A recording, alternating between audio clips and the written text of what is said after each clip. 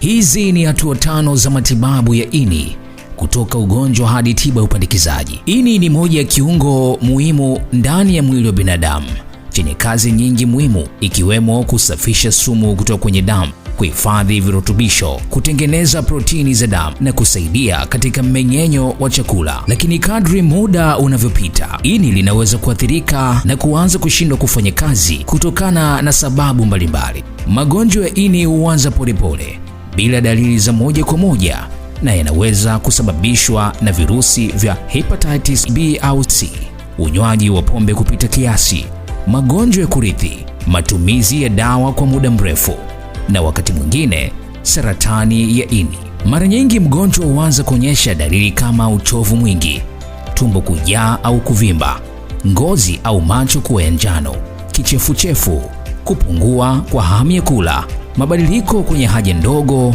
au haja kubwa.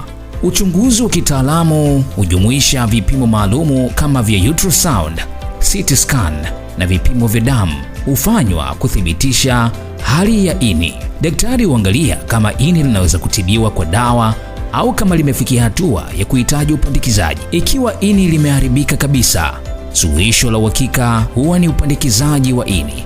Huu ni upasuaji wa kupandikiza ini jipya kutoka kwa mtoaji ama aliyefariki au ndugu aliye hai, naye huweza kutoa sehemu yake ya ini, na ini lina uwezo wa kujirekebisha hata baada ya kupunguzwa. Operation hii hurejesha matumaini, afya na maisha kwa mgonjwa.